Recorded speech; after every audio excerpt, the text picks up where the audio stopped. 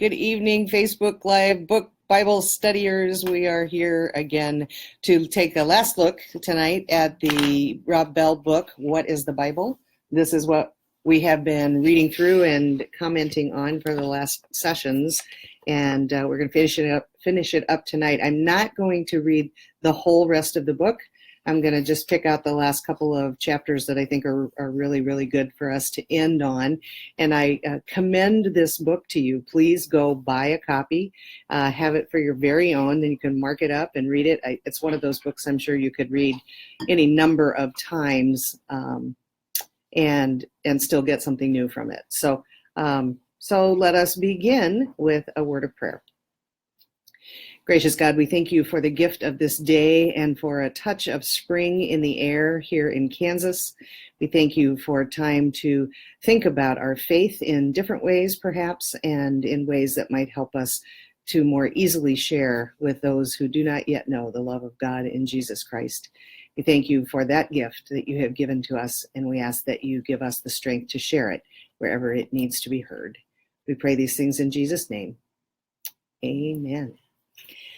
So we're going to start reading tonight in chapter 24, and that chapter is entitled The Human and the Divine. As you've picked up by now, the Bible was written by people. I realize I've said this countless times throughout this book, but I did this on purpose. I kept repeating this truth that the Bible was written by humans because when you start there and you go all the way into the humanity of this library of books, you just may find the divine. And when you do, you will have gotten there honestly. For example, the resurrection. There are 4 accounts of Jesus' life: Matthew, Mark, Luke, and John. They each tell about Jesus being betrayed by one of his friends, having a final meal with his friends, being crucified by the Romans, and then rising from the dead. If you read these gospel accounts of Jesus' resurrection, things get very interesting very fast. Mark reports that on the first day of the week, Mary Magdalene, Mary the mother of James, and Salome went to Jesus' tomb, while Matthew says it was Mary Magdalene and the other Mary who went to the tomb. What's it like to go down in history as the other Mary? Oh, you know, it was the other Mary. According to John's gospel, it was just Mary Mag's, but when she gets to the tomb, some dude asks her why she's crying and who she's looking for, and she thinks it's the gardener, so she wants to know. And if he's the one who took the body, where did he put it? Because I will get him, she says with the force of a woman who is not mucking about. That's the possible gardener dude says her name. Then the possible gardener dude says her name, and she realizes that it's Jesus. He's alive? Luke tells us that this same dude walked with the two of the disciples from Jerusalem to Emmaus, which is about 7.5 miles, talking the whole way, and they don't recognize him until they sit down for a meal and he breaks the bread, and then they realize that it's Jesus. He's alive? Interesting that the people who were closest to Jesus and spent years with him don't recognize him post-resurrection. The next time you hear someone insisting that it was an actual, literal resurrection, make sure you add that bodily must mean that he didn't look like he looked before. One gospel mentions there was an earthquake, which the others leave out. John tells of 2 angels in white sitting where Jesus' body had been. Luke says it was 2 men in gleaming white. Mark says it was a young man dressed in a white robe sitting on the right side of the tomb, and Matthew says it was an angel of the Lord that rolled back the stone and then sat on it, like you do when you roll back a stone and open up a tomb. If you read these accounts back to back, there's a lot of running and excitement and general mayhem. Setting aside the issue of whether a man actually rose from the dead, the sheer poetry alone is so crazy good. The 4 accounts of Jesus rising from the dead contain a number of jumbled details that render the narrative fairly disjointed, to say the least. There are several responses to these differences. Some simply ignore them. They repeat again and again that this is God's word, you should take it in faith, and you shouldn't question its truth. Others take these differences as clear and tangible proof of its susceptibility. See, it's all myth, fable, miracle, fantasy, etc., borrowed from the tales of the day. I find both perspectives boring. Before I explain, though, a few thoughts about propaganda. To summarize, this is the worst propaganda ever. If you're trying to start a religion, this is a crap way to do it. How are you going to inspire confidence if you can't even report the details accurately with one voice? Not to mention the women, which we will mention because the gospel writers all mention the women. In these accounts, the writers all affirm that it's the women who first realized, say it with me now, he's alive. In the first century, women didn't have much in the way of respect as we think of it, so their word meant next to nothing in court. Why, in a culture that had such little regard for the witness of women, would you tell a story that hinges to a large degree on the witness of women? Second, Matthew writes that Jesus met up with his crew on a mountain in Galilee, and when they saw him, they worshiped him, but some doubted. They doubted? Why would Matthew include this? If the point of your book is that Jesus is the Messiah, the King, the long-awaited Savior of the world, the one that everybody has been waiting for, why would you reach the crescendo of the story and then include a line about some of his followers doubting? Doesn't that ruin the moment? Doesn't that undermine everything you've been saying in your story all along? That said, a question for you. If something extraordinary did happen, how would it be remembered? Which leads to another question. If someone did rise from the dead, how would that story be told? In a calm and collected and polished manner, or in a slightly haphazard way that buzzes and hums and rattles with the electricity that comes from experiencing something so unexpected and extraordinary that you don't really have categories for it? Which leads us to another question. Is the haphazard humanity of it all reason to dismiss it, or signs that it's an authentic record of what happened? Which leads us to another question. When Matthew tells us that some of Jesus' followers doubted, does this undermine the story, or is this the exact kind of honesty that reflects how people actually are? When each of the gospel writers includes the part about the women being witnesses, why risk it?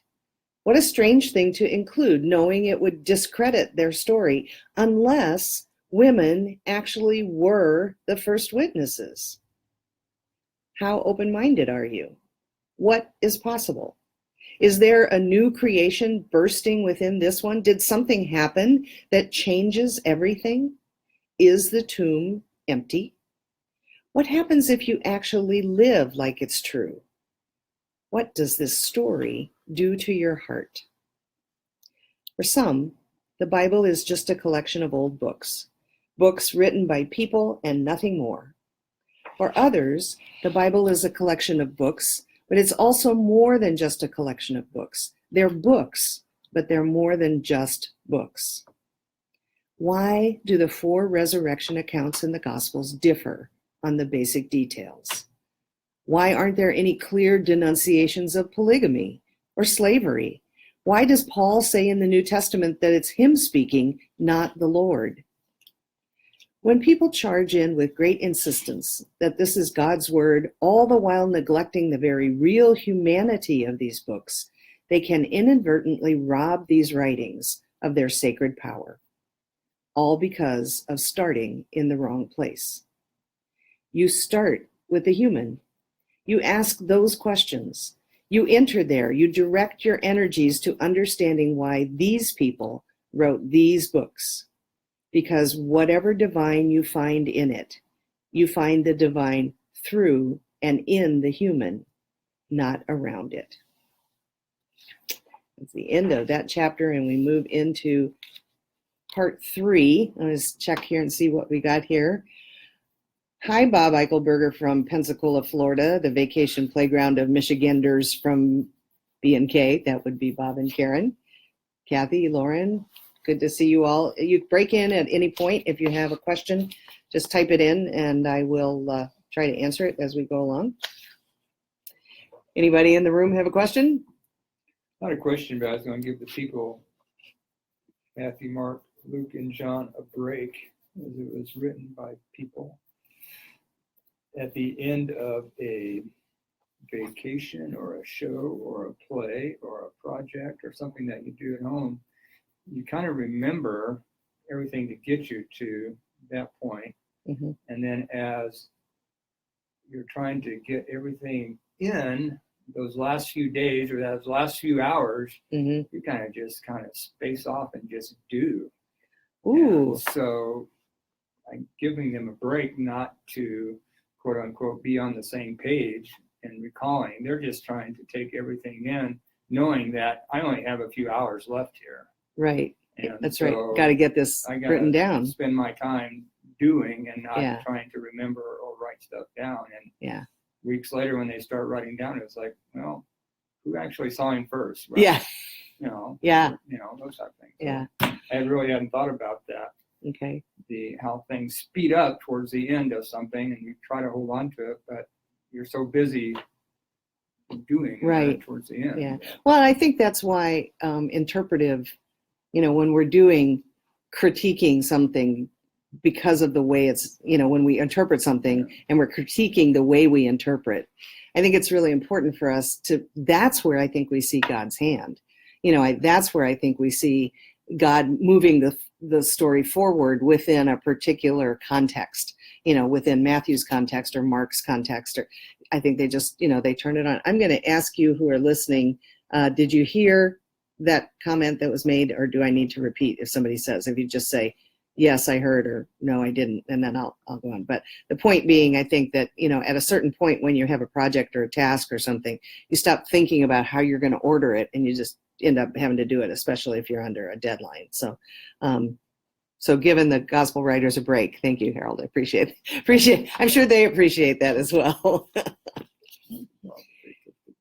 Oh, good. Bob says yes. He heard you. Well, that was Harold, Bob. So Harold says hi, Bob. Bob doesn't care. He's not talking back, so he'll come back in a minute. So I'm going to move ahead then to the next chapter, which is just a little interlude, part 3, where that something takes us. So what does it look like to read the Bible this way? That's the question, right?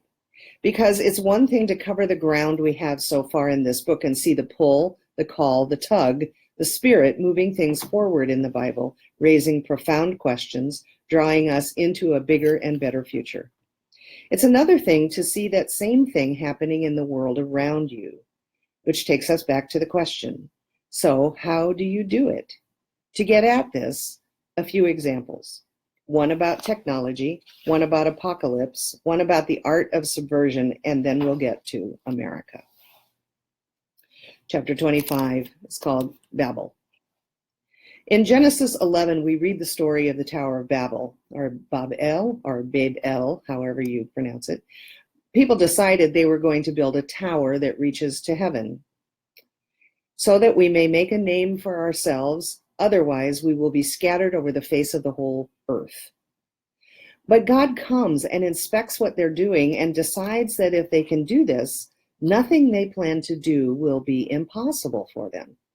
And so God decides, come, let us go down and confuse their language so they will not understand each other. End of story. A couple of questions. First, who built Babel? If we go back one chapter, we read, Cush was the father of Nimrod, who became a mighty warrior on the earth. He was a mighty hunter before the Lord, and the first centers of his kingdom were Babylon, also known as Babel, Uruk, and Akkad. What else do we know about Nimrod, besides being one of the best Green Day albums? I couldn't resist that one. The name Nimrod comes from the Hebrew root word for rebel. Interesting. What does this matter?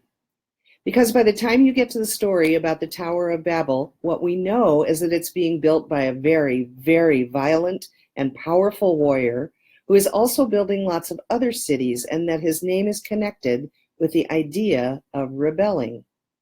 This is called empire building. It's what happens when someone or a group of people use military might and economic dominance to crush anything and anyone in the way of their plans. Are there any other details we may have missed in our earlier retellings of this story? Well, yes. What was it exactly they said to each other about how they were building the tower? The text reads, "They said to each other, 'Come, let's make bricks and bake them thoroughly.' They used brick instead of stone and tar for mortar." These details from the Bible are huge. They used brick instead of stone. Have you tried to build something tall out of stone? It's next to impossible. Why? Because stones are round and often smooth and all different shapes and sizes, and they're hard to stack on top of each other. Total hassle. But this is a story about bricks. Someone invented the brick.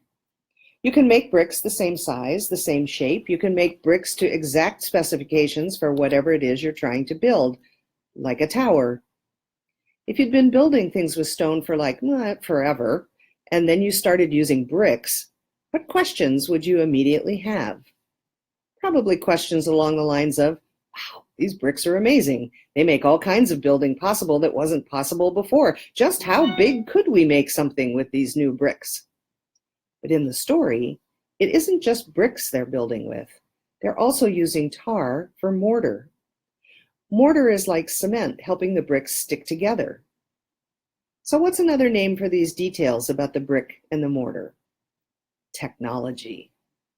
This is a story about, among other things, technology. Someone invented something new, the brick and mortar, which allowed people to make and do things that they hadn't been able to do before. And what does that have to do with Nimrod? Well, this is a story about what happens when a powerful warrior who's building an empire gets his hands on new technology and begins to use it to set himself up as a god, crushing everybody and everything in his path. And what does that tell us about the world of the author of this story was living in? This was a new phenomenon. People were spreading and scattering and settling in new places, and some were gaining more and more power and influence, which affected everybody else.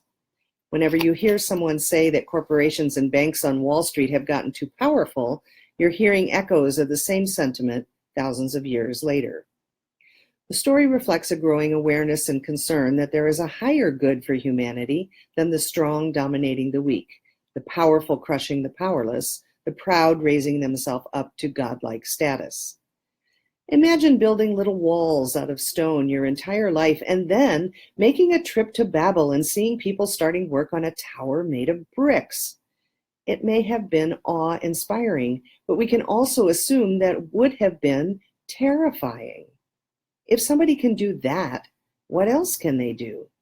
Or to put more of an edge on it, what couldn't they do?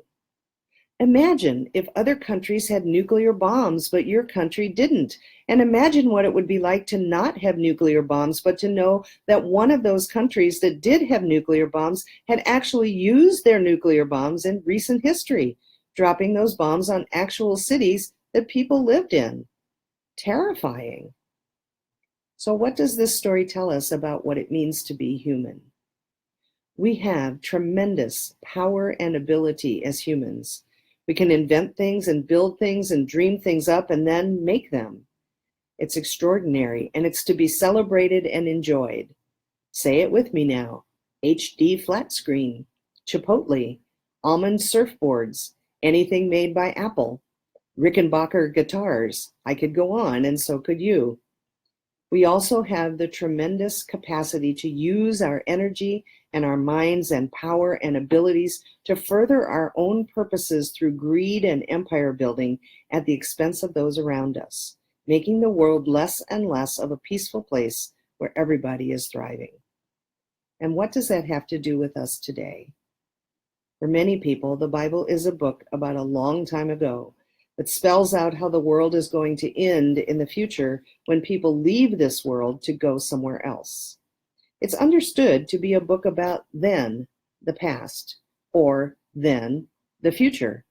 But many haven't ever read it as a book about now. This story here about the Tower of Babel has enduring power because of its reminder that we are building the world. We're creating something new. We're doing something with our minds and energies and money and technology, and what we're doing with fossil fuels and nuclear bombs and poisoned water sources and factories belching smoke into the air is threatening the future of the world. To read this story as a story about back then is to miss its power for us here and now. It's a story, but it's also a warning. We have this tremendous capacity to invent and innovate and create, and that power can be used for good, to care for each other and the world, and it can also be used in destructive ways to oppress and dehumanize others. This ancient story is actually happening right now, which means we need to talk about apocalypse. Okay, no other questions, but we knew Harold's voice when we heard it. And hello, Deb Grillett from Milwaukee. What the heck are you doing in Milwaukee? And Bob says, it seems that pushing the tech envelope ultimately leads back to spirituality. Well, of course it does. I guess keep thinking back to the way Bell talks about Abraham and Sarah being pushed out of, however they would have done life, to go out and do something completely different, which would be, like, first of all, move away from home, from their people, which nobody ever did until Abraham and Sarah. Well, not nobody, but I mean, that was God's purpose, to have them go to a new land, to a new place. And so it's all God's fault. He started it. Okay, chapter 26, 2 or 3 kinds of apocalypses. Let's talk about the end of the world for a minute. For a lot of people, the point of the Bible is that the world is going to end at some point in the future, and it's really important that you're on the right team when the apocalypse comes. But there are 2 or 3 kinds of apocalypses. In the first kind of apocalypse, the world as we know it ends suddenly because of something catastrophic and unexpected. There are natural versions of this fear in which a meteor hits the earth, or a disease spreads unchecked, or an earthquake causes the oceans to flood the continents until humanity is no more. There are also divine versions in which God gets so fed up with humans making a mess of things that God finally says, enough, and shows up to right the wrongs and bring judgment and clean some house. This understanding of apocalypse taps into a very specific human fear that out of nowhere something could happen tomorrow that would end life as we know it. The shock and unexpected terror of this possibility has spawned countless comics, novels, and of course, movies. The ones where Bruce Willis shows up at the last minute or to save the day, or Will Smith. In the religious version, you often hear that when this happens, one group heads to a good place and the rest of humanity heads to a bad place.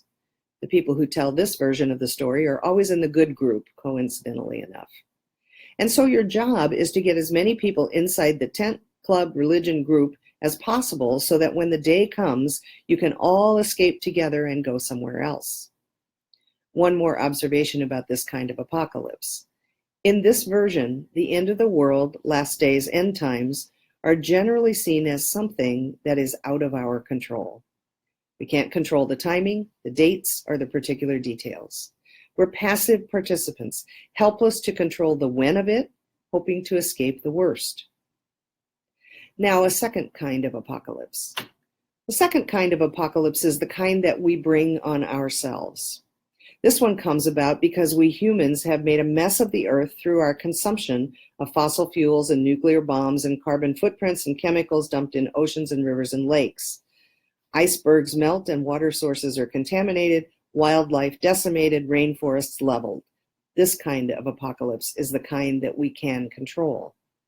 It comes because we didn't take our divine responsibility to be stewards of creation seriously enough. It happens because we ignored the evidence, we laughed at the people who warned us, and we refused to make the difficult changes needed to live in the world more sustainably. The good news about this kind of apocalypse, of course, is that we can change our ways, reform our habits, pass new laws, adopt new technologies, live more sustainably, pollute less, the list goes on and on. It's important to note here that in the Genesis poem that begins the Bible, the relationship of the people to the soil, to their environment, is of utmost importance. Why? Because our very survival depends on it. My point with these two kinds of apocalypses? Some people have tremendous concern about the apocalypse we can't control, and nowhere near enough concern for the one we can control.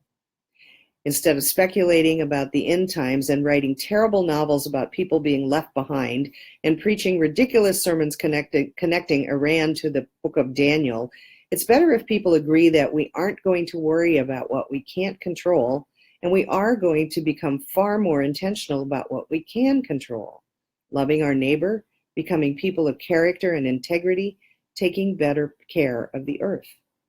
What if all that anxiety and fear and concern about apocalypse that has sold a ton of movie tickets was channeled into actual change? The story we read in the Bible is about this world, our home. Jesus didn't talk about a God who wants to burn this place down and take us somewhere else. He talks about the renewing of this place, the only home we've ever had. Central to the story of the Bible is the affirmation of trees and seas and rocks and air and soil and blood and sweat and skin and all the materiality and diversity and creativity that we know to be central to our life in the world. Jesus talked about a coming time when God would restore and renew and reconcile and redeem and make things right. And he invites us to anticipate that day by doing our part to bring heaven to earth, here, now, today. Which brings us to the third kind of apocalypse. The word apocalypse literally means uncovering or unveiling or disclosing. A true apocalypse is about things being revealed for what they actually are. Like in 2 Peter in the New Testament, where Peter writes that the earth and everything done in it will be laid bare. The phrase laid bare in the Greek is the word kurisko. It means to find or learn or discover. It's where we get the word eureka, which feels like it needs an exclamation point, doesn't it? When the writers of the Bible wrote about this laying bare, it was with the anticipation of everything being made right, put back in place, restored. It was a hopeful, buoyant, joyous expectation that there is still a better future for the world. And so every time you act in anticipation of that, you're taking part in the future now. Tip of the hat to Harold and the Houston clan who went and restored and reclaimed something in their work in the last mission trip. So when Peter writes, you ought to live holy and godly lives as you look forward to the day of God and speed its coming, that's actually an apocalyptic verse. What? Speed its coming? We can affect the future. We can participate in bringing about a new world, us, right now. A true apocalypse isn't something to be feared, but something to be celebrated and entered into now. Okay. Thoughts? Anybody? Okay. Hi, Cindy Schuler. How you doing? Brenda Crossfield? Oh, we're getting them from all over the country tonight. Okay. Anything? Comments? Thoughts? Regrets? Recriminations? My favorite line from Streetcar Named Desire. I digress. Okay, skipping a chapter, and then I'm going to, this is kind of a little political, but I think it follows with what he was just doing. So chapter 28, why Americans often miss the major themes of the Bible. The Bible was written by Jewish people who belonged to a Jewish minority, living under the oppression of a succession of massive military superpowers who had conquered them. The Egyptians, the Persians, the Babylonians, the Assyrians, the Greeks, the Romans. These people had experienced defeat generation after generation after generation. You can see why the crowds want to make Jesus into a king who will liberate them. They've been conquered by one empire after another for hundreds and hundreds of years, and they want it to end. They want to be free. They are tired of being repressed. The writers of the people were from a tribe that had been on the receiving end of an untold amount of suffering and hardship at the hands of powerful, dominant nations. And so they write with particular vehemence toward those who abuse their power and take advantage of people who are weaker than they are. We see this theme emerging again and again in the Bible. What will you do with your power and wealth and might and armies? What kind of world will you create with it? Will you use it to manipulate and overpower others to build your empire even bigger? Or will you use it to help the widow, the orphan, and the refugee among you? There's a great story in the book of 1 Kings about the Queen of Sheba coming to visit King Solomon. She tours his gardens and palace and sees his servants and food and wealth, and then she tells him she knows why he's been so blessed: to maintain justice and righteousness. She essentially says, I know why your God has given you this, to take care of everybody on the underside. Solomon, however, doesn't do this. He builds a temple to God using slave labor. He establishes military bases. He becomes an arms dealer. He uses his wealth and power to dominate others and expand his kingdom at the expense of the poor and needy in his midst. He loses the plot. He becomes indifferent. He's the new Pharaoh, and he can't hear the cry. And so Solomon dies, and a succession of kings follow him, and they slowly bring about the unraveling of David's kingdom. Because when you can't hear the cry, when you stop caring for the widow, the orphan, and the refugee among you, it always leads to the diminishing of your empire. History is usually told by the strong, who with great flourish tell you about all of those they conquered and all the brave acts they did. But the Bible is different. The Bible writers relentlessly critique these kinds of stories. Empires always need propaganda to keep expanding. They need a myth, a story, a narrative that justifies their endless hunger for more soldiers, more victory, more wealth and power. And these writers of the Bible know that underneath all that propaganda will be an animating myth that justifies the bombs and drones and violence. And they condemn it again and again and again. Can you see why Americans often miss some of the central themes of this book? Can you see how citizens of the most powerful global military superpower the world has ever seen might miss some of the themes of a library of books written by people under the rule and domination of the military superpowers of their day? In the Psalms, it's written, "Some trust in chariots, but we trust in the name of the Lord our God." I'm going to skip just a little bit here. The power of the Bible for people like us living in times like these is that it shows us what it looks like to resist what needs to be resisted and critique what needs to be critiqued, while holding on to the conviction that there is a sacred mystery at the heart of being human. Because that's the temptation, right? To become cynical, jaded, and weary. To see all the injustice and hypocrisy and abuse and exploitation and just want to give up. To see how the system is rigged and check out. And yet, there's this library of books written thousands of years ago that is unrelenting in its insistence that it matters how we respond to the world we find ourselves in. It matters what we do. It matters what we believe. It matters how we think about our lives and the world around us, and it matters how we treat each other. How do you stand up against injustice and not lose hope? How do you live with less worry and more joy? How do you forgive someone who has wronged you? What do you do when the person in power doesn't have any integrity or moral compass? When do you take action? And when do you trust that it's all going to work out?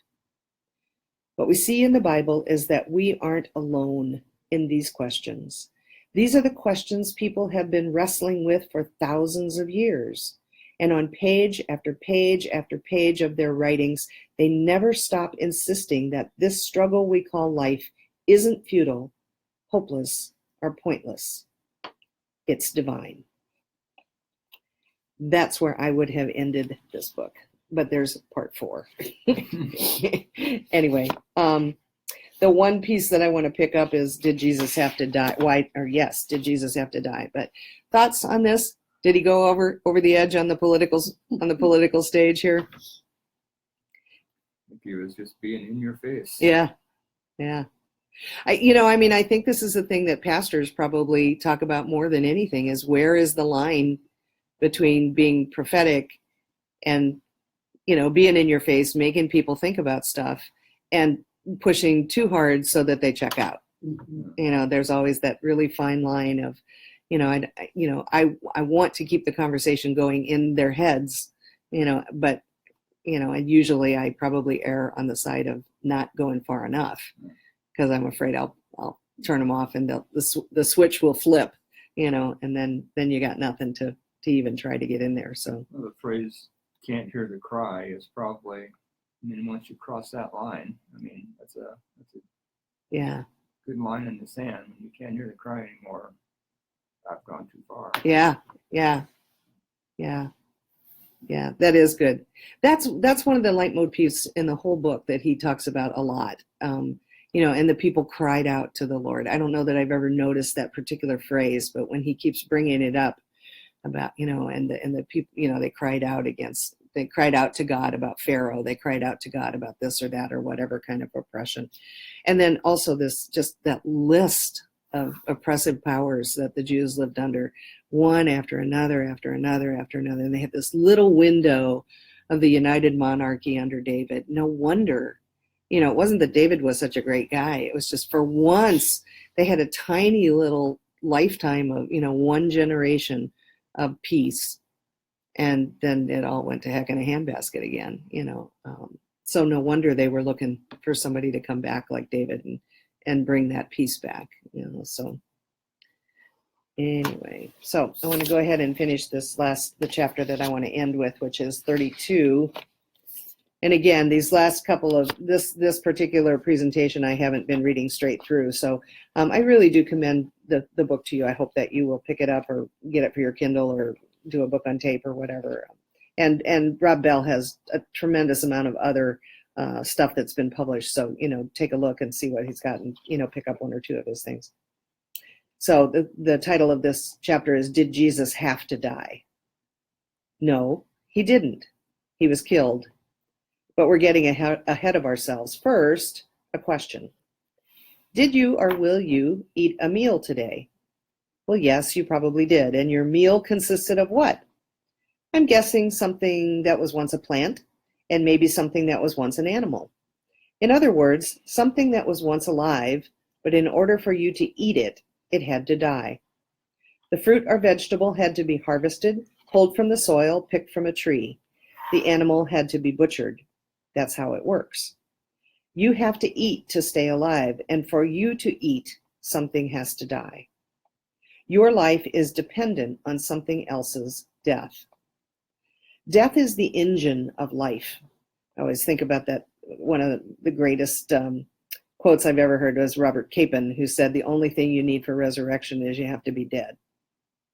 That's kind of bottom line. Death is the engine of life. Think about what happens when someone dies doing something heroic, like rescuing someone in trouble or standing up to injustice. We say that their death was inspiring. What does it mean to inspire? It means to breathe in life, to give life. Or take the seasons. In the winter, everything dies, and then in the spring, it comes back to life. It literally springs forth. Or take your cells. You have many trillion cells in your body right now. They're constantly dying while your body is producing new ones to replace them. Around 300 million cells in your body die and are replaced every minute. Death is the engine of life, all around us, all the time. This death and life rhythm is built into the fabric of creation.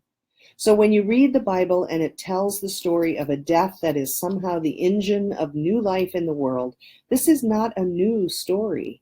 This is not a new truth. This is how the world has worked for a long, long time.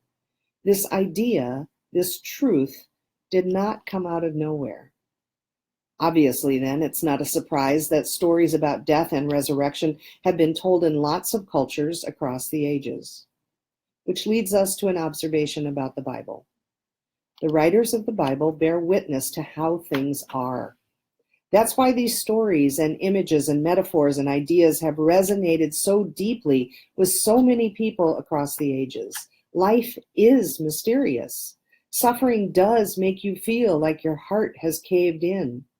Humans are capable of astonishingly good and bad acts. People do reflect the divine image. In some traditions that emphasize the importance of the Bible, people can easily pick up the idea that if something is in the Bible, it's true. But it works the other way around. It's in the Bible because the Bible writers were witnesses to truths larger than any book or tribe or religion. Which leads us back to the question about why Jesus died. One response: he was killed. Betrayed, executed, hung on a cross, Jesus was killed. That's the story we have in the Gospels. You have to start with the actual story, not with all of the theories or systems that you have created. You have to set aside your assumptions about why certain things had to happen or not happen, or whatever. You have to let it unfold like an actual story unfolds. In the story, we're told he came and taught and called disciples and healed and preached and confronted the injustice and indifference of the religious, military, economic machine of his day. It was a violent, unstable, volatile time, and threats to the security of the empire were dealt with swiftly and severely. He was killed. That's how the story goes. And then, according to the Gospels, he appeared later to his disciples. He told them to make students, immersing those disciples in the Trinitarian love of God, and then he was gone. His followers, of course, struggled to make sense of what just happened. That's how life is. We experience things, and then we interpret them. And we do our best to explain them, and we look for meaning in them. We ask, what does this mean? The Bible was written by people with perspectives grounded in their cultures and times and places. They're having experiences and undergoing events and then processing and interpreting those events and experiences. That's what the Bible is. It wasn't written by a third party somewhere in the sky who passively and objectively tells you what the plan is. It was written by real people in real places at real times, doing their best to make sense of it all. Can you see why questions like, why did God do it that way, will never give you satisfying answers?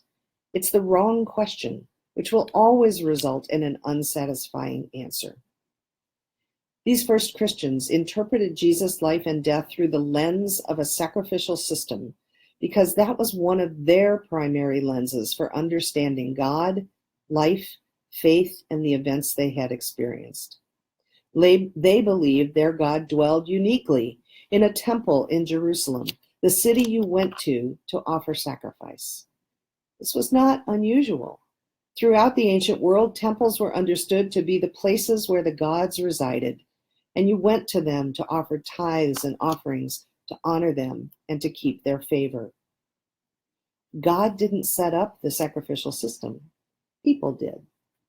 The sacrificial system evolved as humans developed rituals and rites to help them deal with their guilt and fear.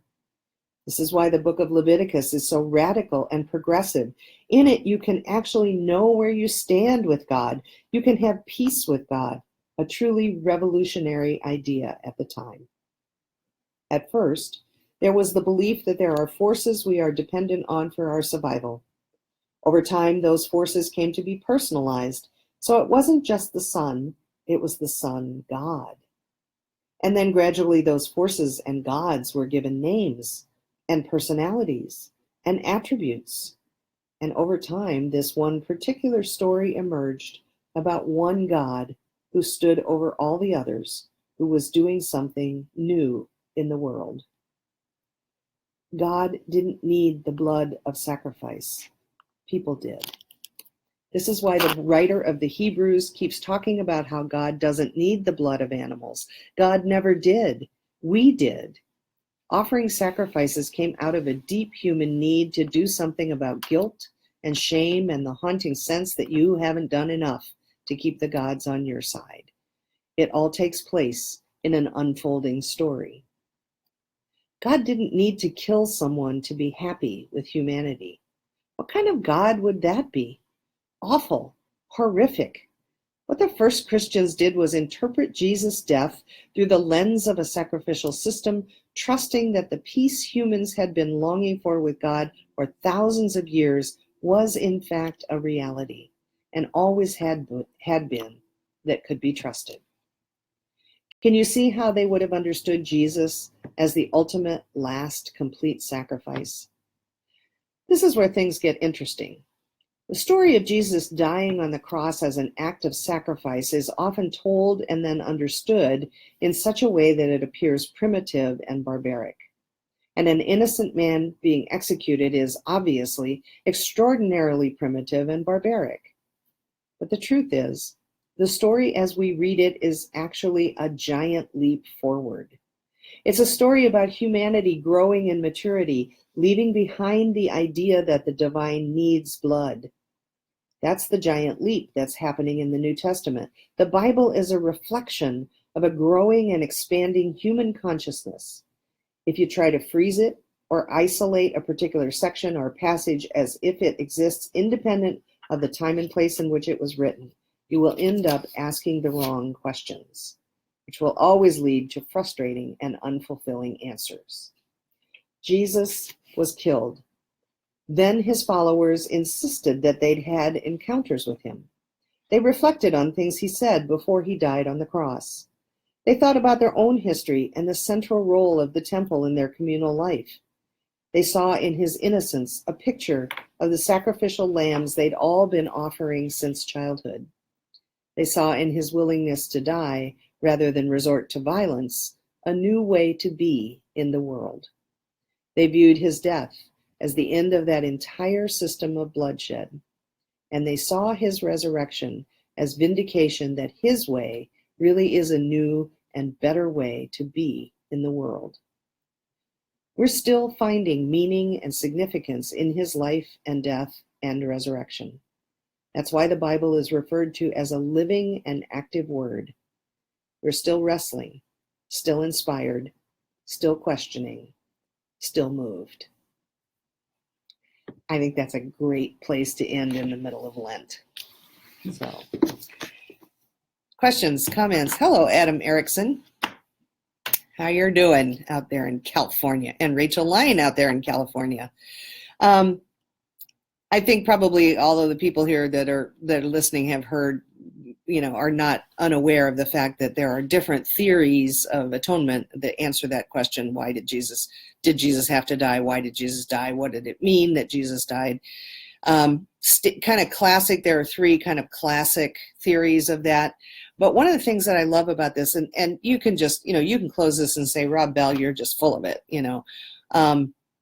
but to open up your mind to think about, for you, what makes sense. Because I really do believe that God's Spirit works in us through ways that we can comprehend. If we truly are seeking an answer, God's not going to mess with us. It's like, if your faith is dependent on some kind of sense of this is real, this is true, I believe that God will give you that sense of truth. So to be able to surrender to God teaching you and leading you to something that is going to be fulfilling and nourishing for you and your faith journey, I think is a good thing. So again, we've been talking about this as we've gone through this book all along, that questions are almost more important than answers. And the questions that you have are there because the Spirit in you is crying out, for some kind of conversation, some kind of permission to to think about something in a different way, to think outside the box, outside of what we've taught. And I do believe that, as times are changing, as generations pass, we have to find new ways to tell the story. It's not like there is a story that we tell. There are as many stories as there are people experiencing God's grace. So that's what I think being disciples is to take the story of the gospel and what it means to you, how God has worked in your life, and then share that story with someone else. I mean, it's not like, oh, let me tell you, I'm going to knock on the door and I'm going to give you here's my paragraph I'm supposed to say, which is the gospel. It's the gospel, and how has that moved you? How has it changed your life? How has it nourished and sustained you and given you strength in your times of the wilderness? And that's what's going to help another person in this time and in this place who goes through similar kinds of situations. So enough preaching on that, but you guys have anything you want to ask from here? Anybody? Ooh. Eichelberger says, without Easter, would Good Friday be lost? What did you mean? Would Good Friday be lost? Faith and hope would lose meaning. Without Easter, Good Friday would be lost. Faith and hope would lose meaning. Clarify that, Bob, if you're listening still. But I think what you mean is without Good Friday, Easter would be lost. Just to go to, oh, okay, we're going to make this all better. Faith and hope are dependent on us going out into the wilderness. Yes, he says yes. Going out into the wilderness and being willing to go through the winter so that you can get to the spring. That's the way it is. You can't skip. You can't skip from autumn to spring without going through winter. It's just not the way it works. So endurance and patience and all of those things that we do to just move ahead, which I think is one of the reasons why it's so important that God is with us, that God's Spirit is present with us to be that companion on our journey, to be that comfort. One of the rabbis, local rabbis, had said to me that he could sum up Jesus in one word. And I'm thinking, okay, there's an interesting, okay, Rabbi, you tell me how to sum up Jesus in one word. And he said, well, regardless of what I believe about the relationship between Jesus and Yahweh, he says, I would sum up either one of them in one word. And I said, what's that? And he said, comfort. And I thought, I like that, and that's definitely a Jewish understanding of, the sovereign creator of the universe comforts us. But I like that for Jesus too, and then the Spirit being, the breath of God, the Spirit of Christ within us is that spirit of comfort and what we bring to others. It's all about finding new words, I think, to be able to say what we've experienced in ways that people will hear. Either people who know the language will hear it differently because you're using different words, or for us to be able to share the gospel in words that this generation and this culture will find meaningful. Like, how do you talk about grace without saying grace? Let's talk about the gospel without saying gospel. Yes, we're going to go to the narthex or the gathering place, whichever way you'd like to go. The lobby, yeah. But even that, you can't, it's not narthex or lobby, neither one of them, so we get to things like the generic, the gathering place, the vestibule, Politically correct. the coffee place. So anyway. So thank you all for being with us tonight. This is the last one of these that I had planned. You never know, though, when I might get a wild hair to go Facebook Live again. So I'll try to give a little more notice next time. But I'm thinking maybe during the Easter season, we might do something with John. And if I can find a good book, that would be great. I might even read it right out of the Bible. Hey, that would be an interesting kind of conversation. So if you Facebook Live people have a book or have something or a book of the Bible that you especially would like to read through and discuss, be happy to do that. And if you have not looked at the other presentations of this. I think there were 8 of them in total, about an hour apiece, where I've been reading pretty much all of this. If you want to listen to it while you're cooking or driving or something, is an easy way to get through the bulk of this book. Kind of a cheap way to do books on tape and I keep stopping and doing commentary throughout. So thank you for those of you. Thank you for those who are thanking me now. And Bob and Karen, good to hear from you. Rachel, nice to see you. Who else have I got here? Adam, Cindy, Deb, Brenda. Always good to see. We are well represented around the country. The Advent family is always together. Rachel, you're part of the Advent family, whether you know it or not. So good night, everyone, and thanks for being with us. God bless the remainder of your Lent, and I'll talk to you after the dawn of Easter. See you all. God's blessings.